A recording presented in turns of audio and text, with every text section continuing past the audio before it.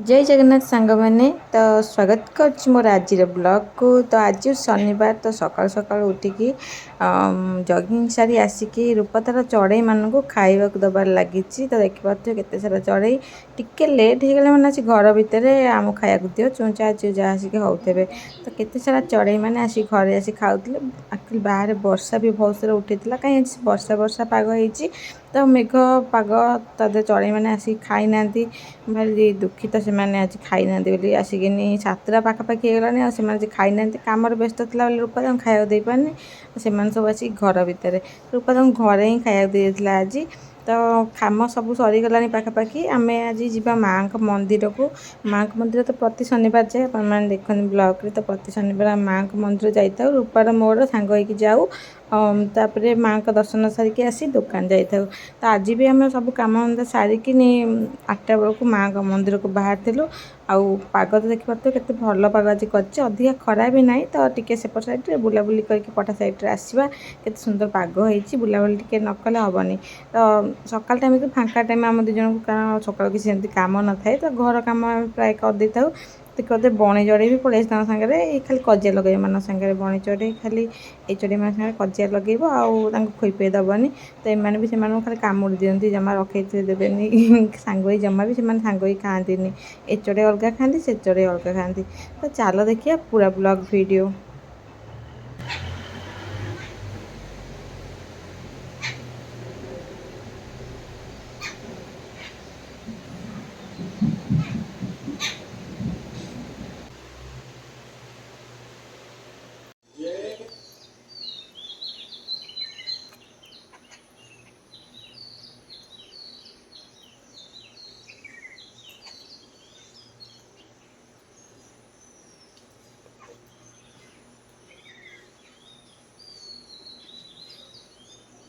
ଖାଇ ପକେଇ ଡାଲା ତାଦେହରେ ଭାଙ୍ଗିଦେଲା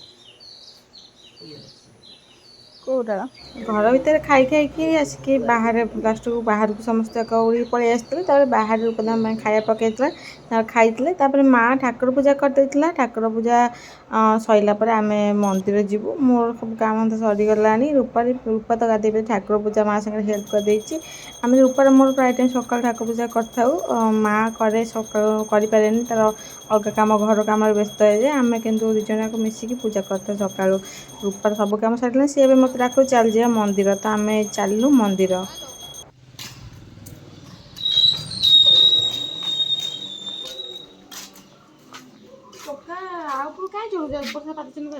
टोका बिल्ले चढ़ी बोधे मनुष्य छुआ दिन देखने टोका चलती कि टोकार छुआ चलती जानी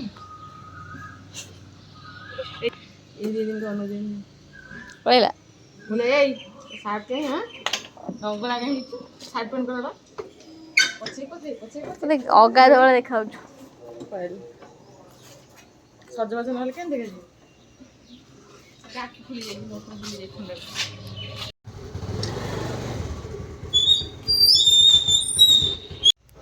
तो फाइनल में से मंदिर पहुँची तो देखिपे माँ काकुड़े जी कि माँ सरस्वती रूप। तो माँ काकुड़े पाखे फास्ट नमस्कार करते माँ झाड़खंडी जी होती महालक्ष्मी तांको नमस्कार करते फाइनाली आम दक्षिण काली आउ माँ काली को दर्शन करूँ महाकाली जी ये हूँ माँ दक्षिण काली। तो दर्शन कलापर आम बुलिकी आसलु एपट सैड करते पछपट सैडटा माँ कर। तो फाइनाली आम जाऊँ माँ को माँ महाकाली को दर्शन करी माँ को 10 अवतार जो अच्छी दर्शन करी आम घर को फेरीलु।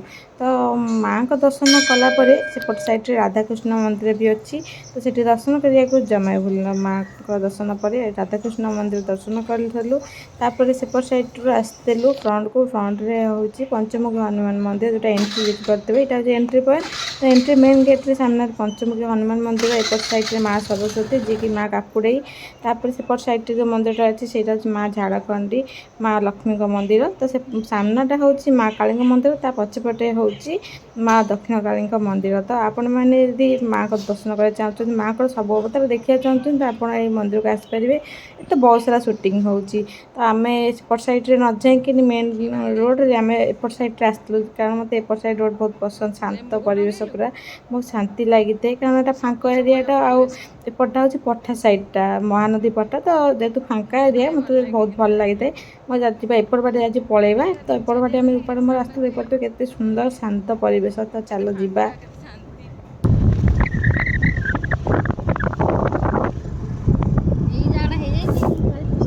ହଁ କେଟା ଆବଡ଼ା ଖଡ଼ା ହେଇଥିଲା ନା ଖାଲି ନିମ ଗଛ ନିମ ଯୋଉଠି ଆମେ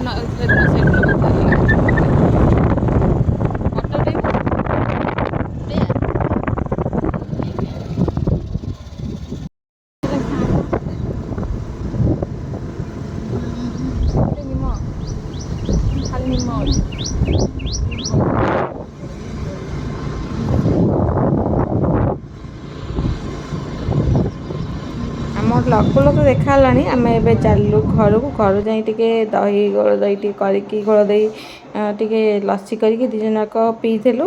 ତାପରେ ଆମେ ଦୋକାନ ବାହାରିଥିଲୁ ଲସି ତ ବହୁତ ଟେଷ୍ଟି ଲାଗୁଥିଲା ବହୁତ ହେଲ୍ଦି ହେଇଥାଏ। ସକାଳୁ ବେକାର ଜିନିଷ କିଛି ନ ଖାଇ ନ ପିଇକି ତାଠୁ ଭଲ ଆମେ ଏସବୁ ଜିନିଷ ଖାଇବାକୁ ପିଇବାକୁ ଭଲ ପାଇଥାଉ।